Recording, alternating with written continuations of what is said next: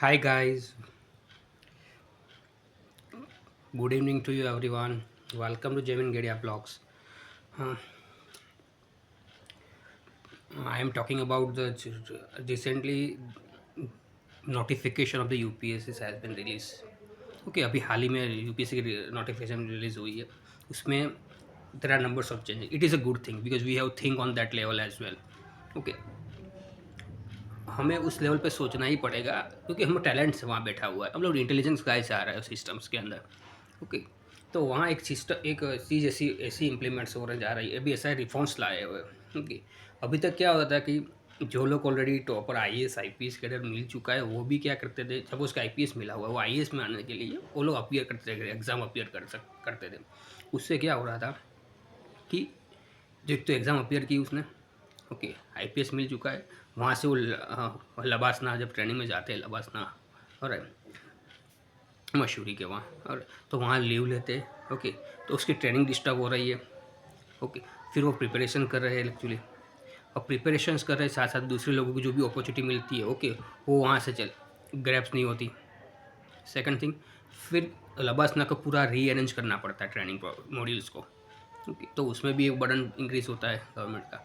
उसके बाद सपोज़ कि वो अपीयर हो गए, फिर से उसको सपोज़ उसने अपीयर की, सिलेक्शन नहीं हुआ तो फिर से उसको ट्रेनिंग देनी पड़ती है.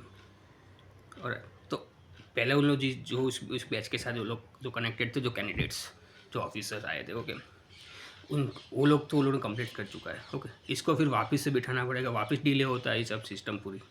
ओके, तो वो बर्डन इंक्रीज होता है ये सब सिस्टम का. साथ में क्या कि एक इक्वल अपॉर्चुनिटी हम प्रोवाइड नहीं कर सकते इससे वजह से. ऑलरेडी सिलेक्टेड हो चुके हैं जो भी, वो आईएएस के लिए, और वो फिर से री एग्ज़ाम अपीयर करते हैं. फिर से सिस्टम के अंदर जो भी चीज़ हो रही है, सिस्टम में हमारे रिसोर्सेज जो यूज़ हो रहा है वो लोग, और तो जो दूसरे लोगों का जो राइट्स होता है, ओके, वो कहीं ना कहीं वायोलेट हो रहा है इसके अंदर. ओके, ये रिफॉर्म्स में पहले भी कह चुका कि पहले आई थिंक मैं आई वॉज टॉकिंग और 2022-21 में भी ये सब रिफॉर्म्स हमने सुझाव दिए हुए थे कि ये सब ज़रूरी है. ओके, क्योंकि एक बार आप लोग एक बार सिस्टम में चले गए, ओके, ऐसा आईपीएस कैडर मिल चुका है आपको, जो है अलॉटेड है, राइट. तो आप आईएएस के लिए फिर से जो आप लोग रीअपियर होते हो. ओके, अरे, तो जब तब रीअपियर आप प्रिपरेशन के लिए लीव लेते हो वहाँ से लबासना ट्रेनिंग दौरान, ट्रेनिंग मॉड्यूल जो होता है सबका, अरे, तो आपके बैच के साथ, आपके बैच में जो भी लोग क्वालिफाइड हो चुके हैं वहाँ से आपके साथ ट्रेनिंग में, तो उन लोगों की जिनको अपीयर नहीं करना आईएएस बनने के लिए, उन लोगों की ट्रेनिंग कंप्लीट हो जाएगी. क्योंकि इसकी ट्रेनिंग पेंडिंग रहेगी. और सपोज़ इसका सिलेक्ट आईएएस कैडर उसके फिर से नहीं मिली, फिर से उसको नेक्स्ट फिर से उसको ट्रेनिंग में बिठाना पड़ेगा, फिर से ट्रेनिंग देनी पड़ेगी. ओके, तो it is the wasting of the resources ultimately. Right, suppose कि इसको मिल गई, राइट, सब राइट. ओके, तो दूसरा जो पर्सन था ऑलरेडी, क्योंकि सपोज उसको आईएएस मिली, अपीयर्स के अंदर, ओके, सेकंड टाइम दो ऑलरेडी वो आईपीएस कैडर में था, तो उसकी एक बैकलॉग बनती रहेगी. और बैकलॉग को फिलअप करने के लिए डिफ़िकल्ट मैनेज करना पड़ेगा फिर उसको, कमीशंस को, ओके, सिस्टम के अंदर. तो ये सब कुछ हर्डल्स जो थी, ओके, ये हर्डल्स को दूर करने के लिए, राइट, बहुत सारे रिफॉर्म्स इस बार से आ रहे हैं कमीशन, ओके जी, यूपीएससी सिविल सर्विसेज एग्जामिनेशन के अंदर. ओके, तो माने ये एक ऐसी एग्ज़ाम्स है, okay, is the very vast bunch of the information you require. आपको मेमोराइज भी इतना करना पड़ता है, माइंड भी कभी यूज़ करना पड़ता है. There are lots of thing you have to use for it, और you have to take care of it. Okay, इसमें टाइम लगता है थोड़ा सा. ये मैराथन जैसा काम है कि ये कोई ऐसी एग्ज़ाम्स नहीं होती कॉलेज की के एम की. ओके, ये मैराथन एक सिविल सर्विस कॉम्पिटिटिव एग्ज़ाम्स है. ओके, आपको हार्डली, मुझे याद है, हार्डली आपको सब 15 to 20 क्वेश्चन सब हिस्ट्री से आते हैं.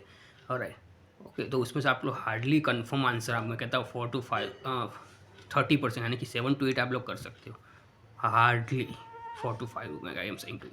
बाकी को आप 50-50% में हो गए ना. आपको 100 मार्क का पेपर्स होता है, उसमें तो 50 क्वेश्चन तो आपको अटेम्प्ट करना ही है. अरे, क्योंकि आपका नॉर्मली कट ऑफ आपका 85-90 के बीच में रहता है.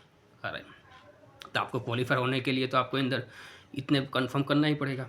ओके, तो आप सपोज के 50 करके आए, ओके, उसमें तो कंफर्म आपका रेडली ऐसा ही होगा 45 होगा तो आपका क्वालिफाई नहीं होगे. आप 70 करके आए तो आपकी एक्यूरेसी इतनी होनी चाहिए 70 के अंदर एटलीस्ट। ओके, तो आपका 50%, okay, means the more than 50%, 60-70% accuracy होनी चाहिए। आप 70 करके आए हो तब, ओके, 90 करके आए हो तो ऑब्वियस है कि आपकी एक्यूरेसी कमी होगी उसके अंदर। Okay, that is the reality. Okay, तो आप थोड़ा टेक केयर रखो, इसलिए मैं थोड़ा कनेक्ट हुआ था इस इंफॉर्मेशन को आप लोगों के पास पहुंचाने के लिए। ओके, तो प्लीज़ मुझे सपोर्ट करो, हमारी जो जेमिन गेडिया ऑफिशियल चैनल है उसको सब्सक्राइब करो, लाइक करो, कमेंट करो, फीडबैक दो। ओके, और आपका जो भी सुझाव हो, ओके, वो मेरे तक पहुंचाओ।